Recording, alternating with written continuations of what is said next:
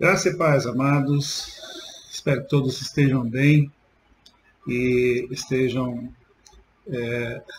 aproveitando esse dia de jejum e oração para reflexão, para meditação,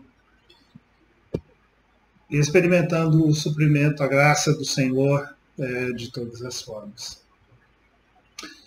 Vamos dar sequência à nossa reflexão devocional sobre enfrentar a crise com perseverança vitoriosa.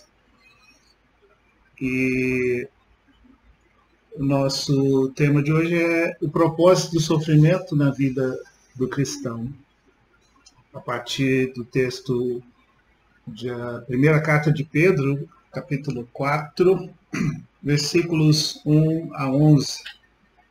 Leitura que faremos à medida que avançamos na reflexão. Primeira carta de Pedro, capítulo 4, versículos 1 a 11. O propósito do sofrimento na vida do cristão.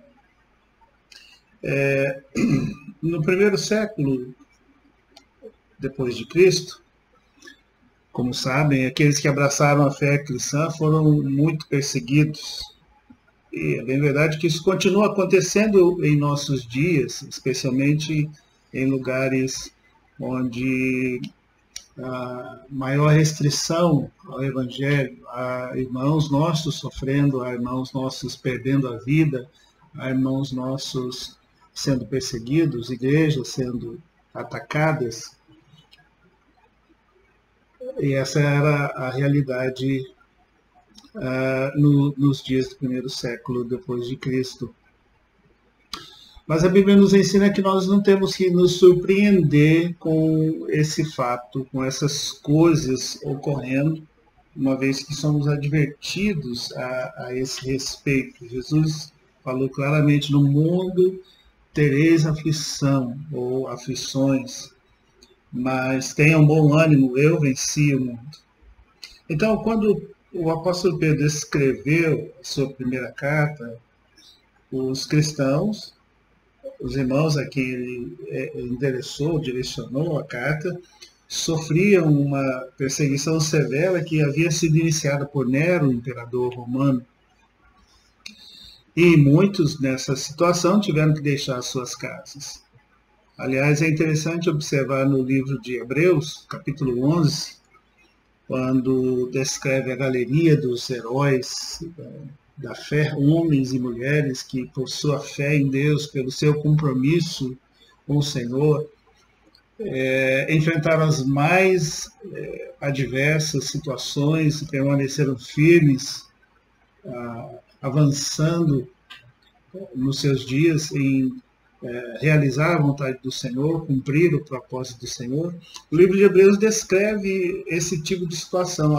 Alguns que, por causa da sua fé em Cristo, enfrentaram o espólio ou o confisco dos seus bens.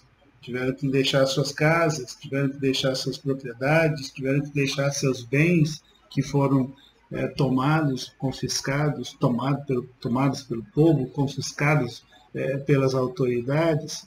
Enfim, essa é a situação dos cristãos nos dias do apóstolo Pedro, quando escreveu essa carta. E o seu propósito era prevenir os irmãos de que a situação ficaria ainda pior, né? Quando Pedro escreveu, estavam iniciando essa perseguição. E, além de alertá-los acerca da situação que ficaria pior, encorajá-los a permanecerem firmes e fiéis ao Senhor durante aqueles tempos difíceis. Mas pensem, o que ele poderia escrever àqueles cristãos espalhados pela região da Ásia Menor, a fim de que eles pudessem suportar aquela tremenda tempestade de perseguição. Quando lemos a primeira carta de Pedro, nós vemos que essencialmente ele os exortou a enxergarem que a sua herança celestial era de tal forma superior que não se comparava a nada deste mundo.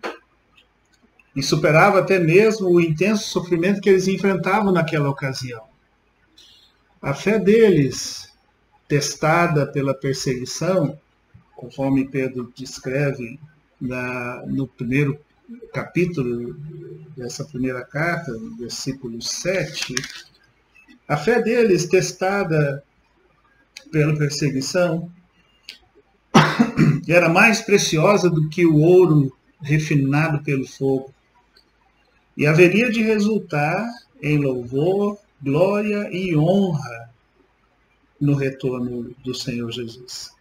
Assim acontece para que fique comprovado que a fé que vocês têm, muito mais preciosa, valiosa do que o ouro que perece, mesmo que refinado pelo fogo, é genuína e resultará em louvor, glória e honra quando Jesus Cristo for revelado.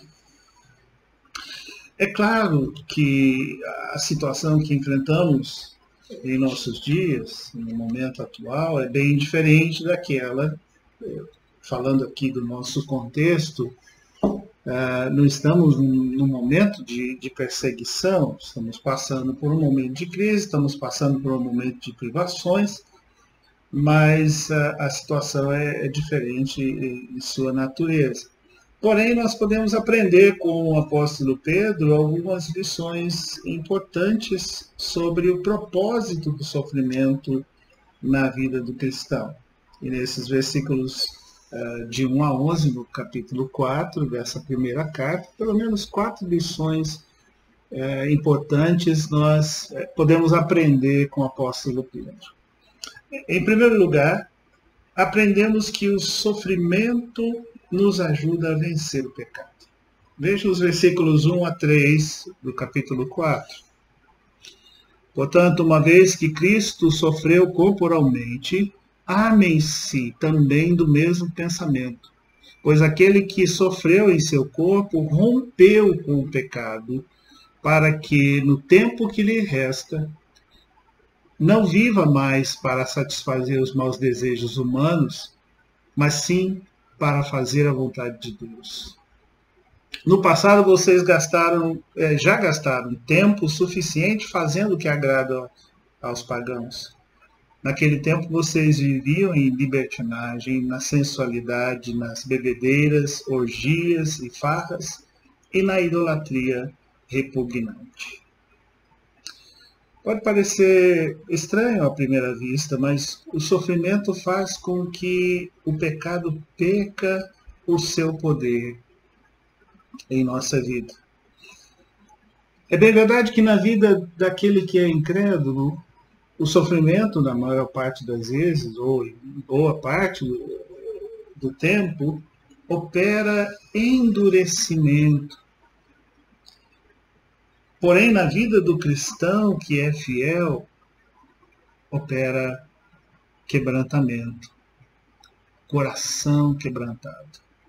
O exemplo do sofrimento de Cristo ajuda o cristão que é fiel a enfrentar suas situações de crise ou sofrimento com a mesma disposição. Isso porque sabe que não é maior ou melhor do que o seu Senhor. E Jesus deixou isso muito claro. Se o mundo me perseguiu, me odiou, também vai odiar vocês. Nós estamos agora enfrentando essa perseguição no nosso contexto aqui, mas estamos passando por um tempo de crise, uma situação que acarreta, de alguma forma, em maior ou menor grau, para as pessoas em geral, algum sofrimento.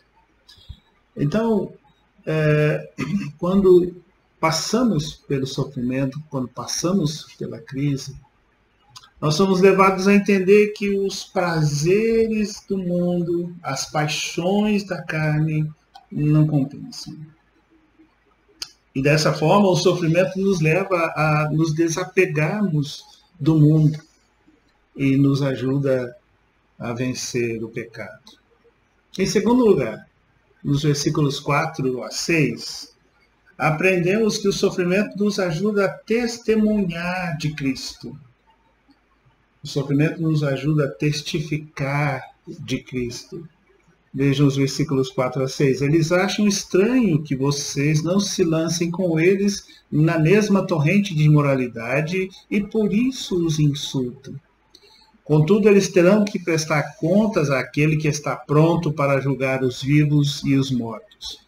Por isso mesmo, o Evangelho foi pregado também a mortos, para que eles, mesmo julgados no corpo, segundo os homens, vivam pelo Espírito, segundo Deus. Pelo fato de termos um compromisso com Cristo, nós rejeitamos certas coisas, certos comportamentos, certas atitudes, certas atividades.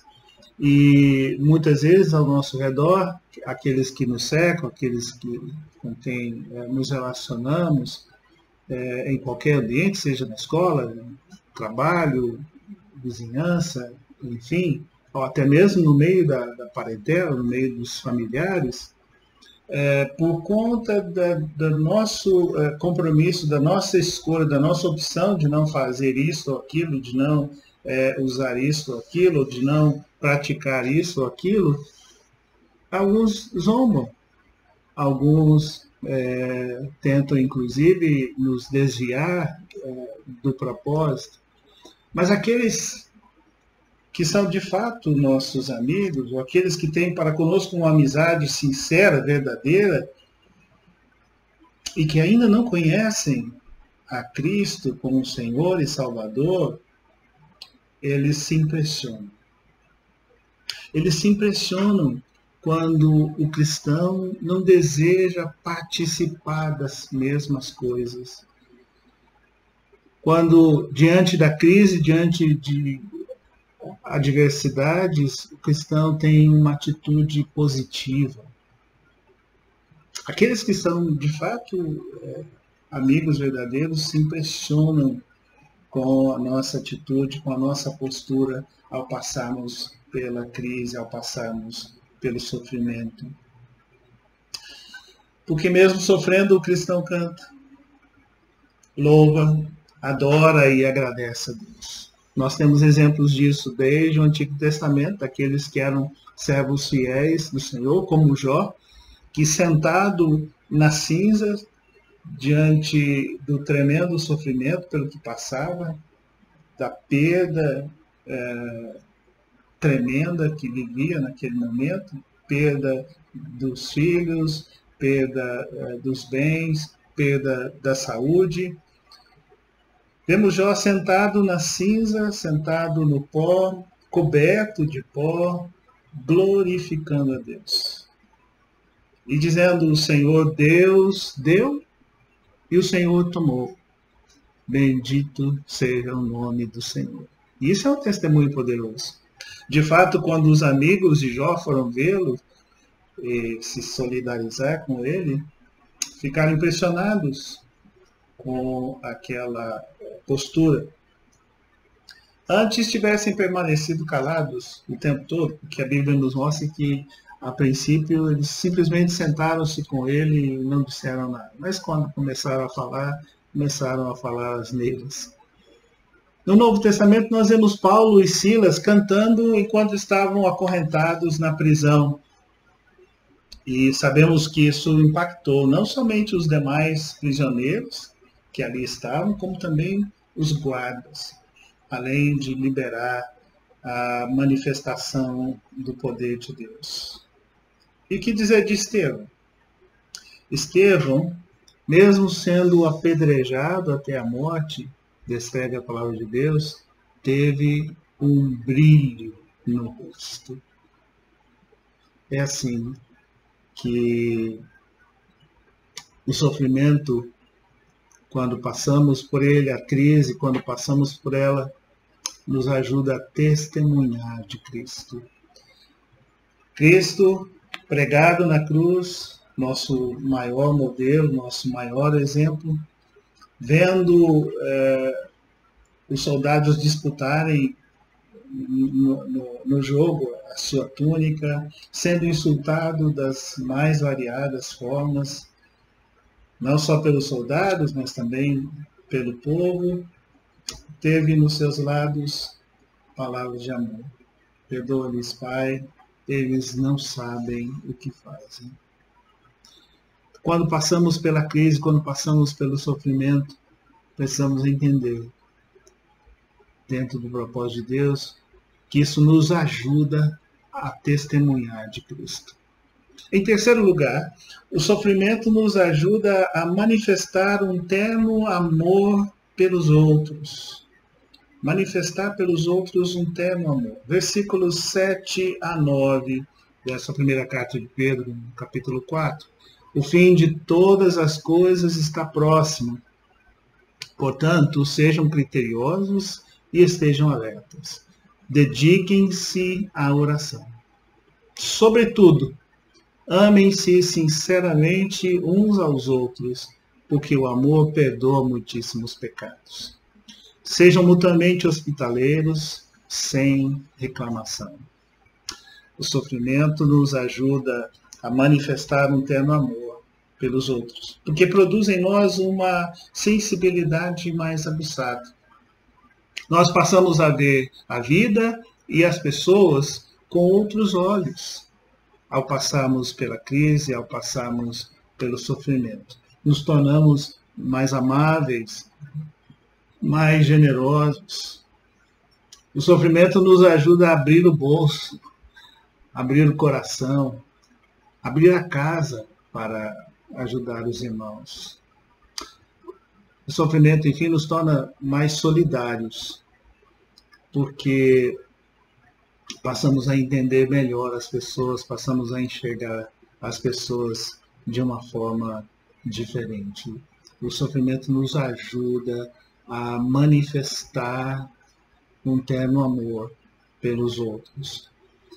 Isso não apenas no âmbito do relacionamento cristão, dentro da nossa comunidade, e até mesmo aqueles que ainda não conhecem a Cristo de uma forma pessoal, de uma forma íntima ou próxima, também são assim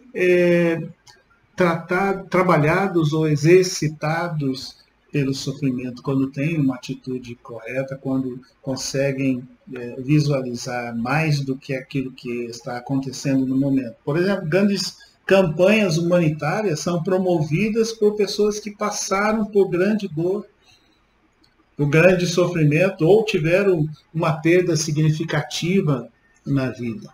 Isso porque o sofrimento nos ajuda a manifestar um terno amor pelos outros. E em quarto lugar, o sofrimento nos ajuda a colocar os dons que Deus nos deu a serviço de outros. Colocar os dons que Deus nos deu a serviço de outros. Versículos 10 e 11 desse texto que estamos considerando. Cada um exerça o dom que recebeu para servir os outros, administrando fielmente a graça de Deus em suas múltiplas formas. Se alguém fala, faça-o como quem transmite a palavra de Deus. Se alguém serve, faça-o com a força que Deus provê, de forma que em todas as coisas Deus seja glorificado mediante Jesus Cristo, a quem sejam a glória e o poder para todo sempre. Amém. Nós precisamos servir uns aos outros de acordo com o dom, a capacidade, os talentos, as habilidades que desenvolvemos e aquilo que Deus nos concedeu. Porque servindo aos outros, ou servindo a outros, nós deixamos de viver de forma egoísta, de forma egocêntrica. Deixamos de buscar apenas os nossos próprios interesses ou os nossos interesses pessoais. Deixamos de viver como se nós fôssemos o centro de todas as coisas e pessoas ao nosso redor fossem menos importantes do que nós e estivessem orbitando a nossa volta para a nossa realização ou satisfação.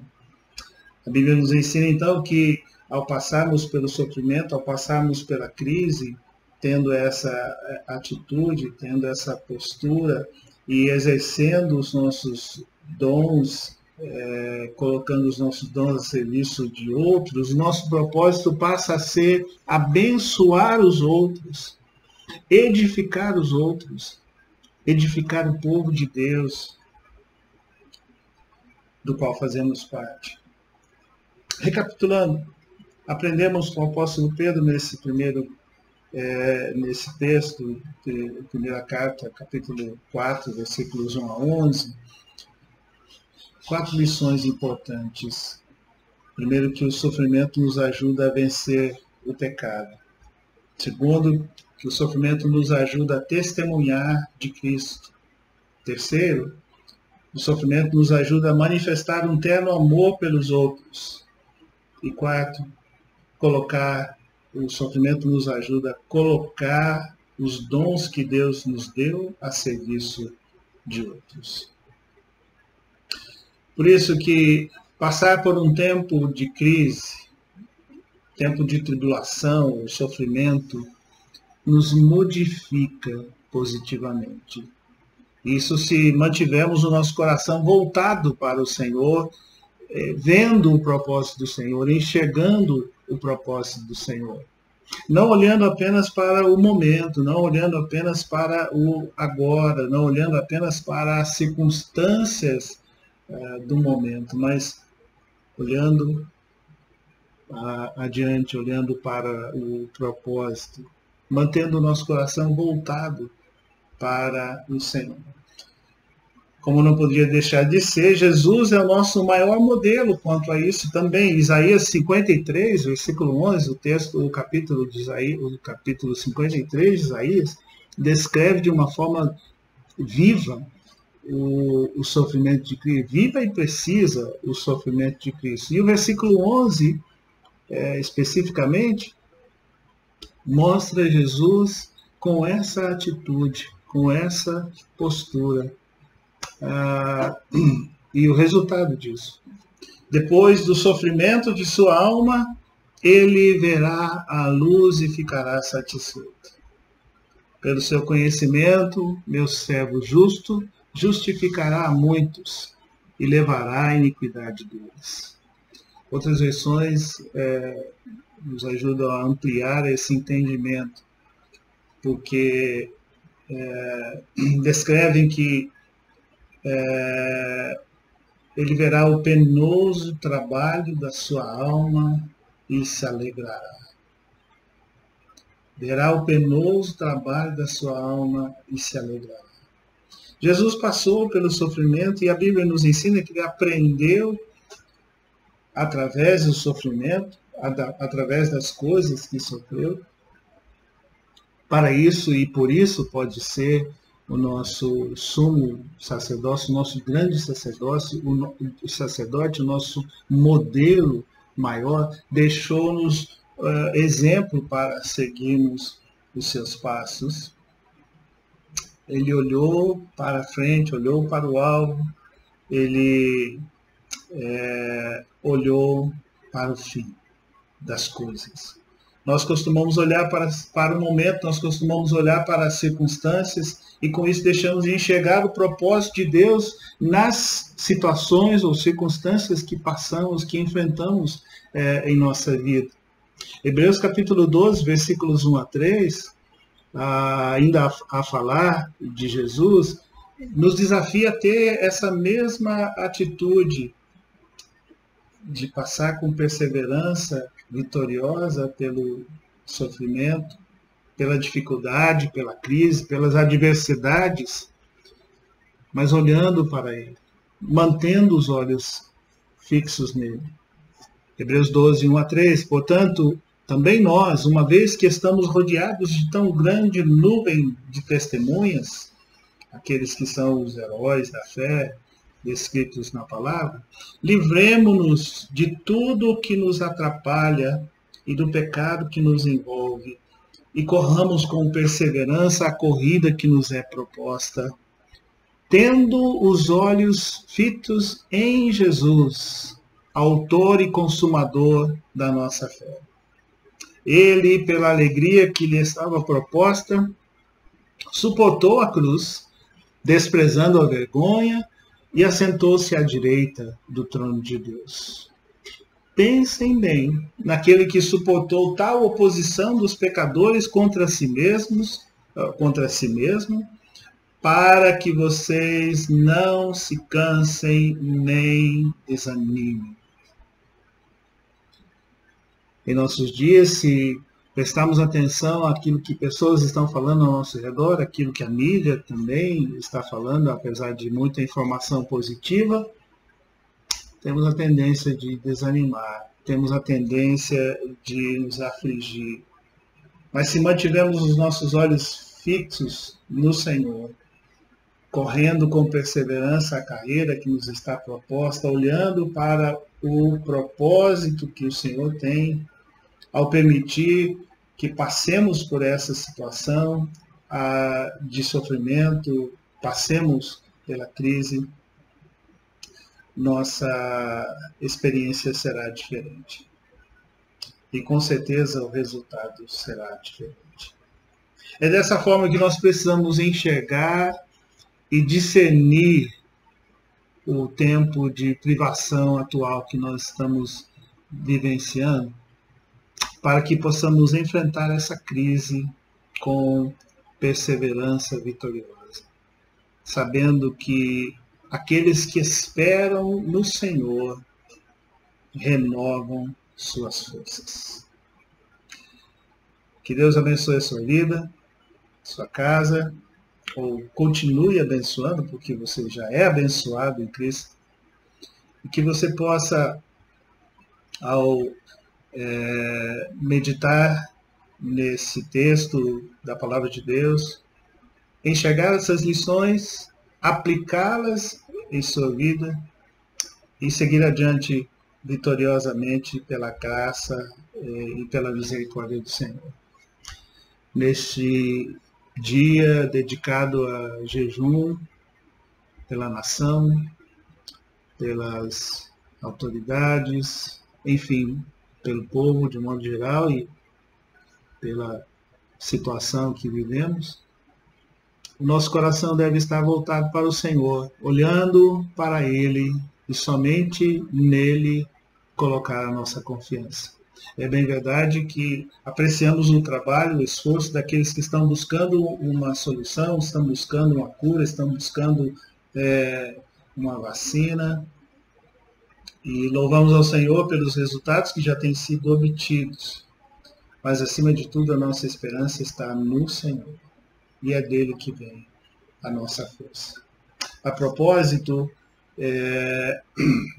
desde o ano passado, desde junho do ano passado, o nosso presbitério tem dedicado toda quinta-feira como nosso dia de jejum pela igreja, pelas famílias, pela nação, enfim.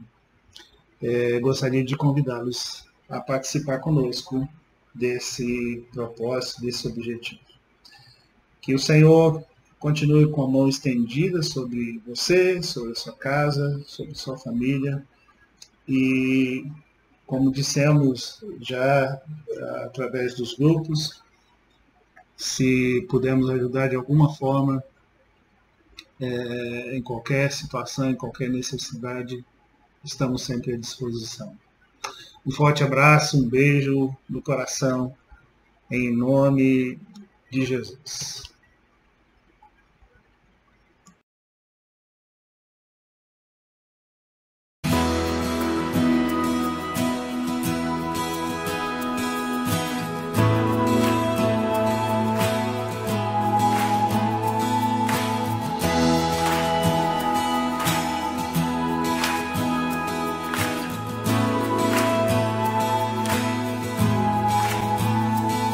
Nas noites mais sombrias